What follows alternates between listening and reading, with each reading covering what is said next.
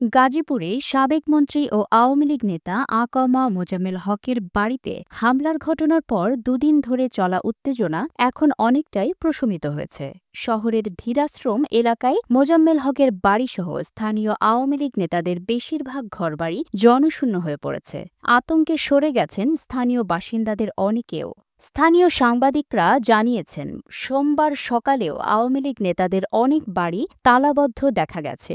এমনকি কিছু বাড়ির ভাড়াটিয়ারা দরকারি জিনিসপত্র নিয়ে সরে পড়েছেন।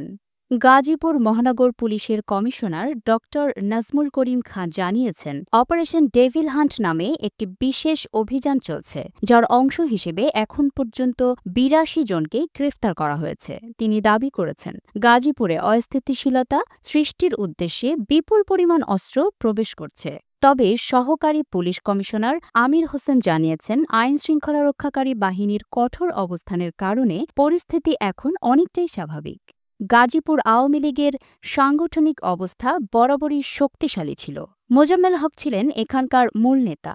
তবে গত ৫ বছর ধরে সাবেক মেয়র জাহাঙ্গীর আলমও দলের রাজনীতিতে বড় ভূমিকা রাখছিলেন। তবে শেখ হাসিনার সরকারের পতনের পর থেকে গাজীপুরের শীর্ষ আওয়ামী লীগ নেতারা আত্মগোপনে চলে গেছেন। গত বছরের আগস্টে মোজাম্মেল হকের বাড়িতে একবার হামলা হলেও তখন বড় কোনো ঘটনা ঘটেনি। কিন্তু এবার ঢাকায় ধানমন্ডি ৩২ নম্বর ভবন ভেঙে দেওয়ার পর দেশের বিভিন্ন জায়গায় আওয়ামী লীগ নেতাদের বাড়ি ঘরে হামলা হওয়া গাজীপুরেও এমন ঘটনা ঘটতে পারে বলে আশঙ্কা করা হচ্ছিল।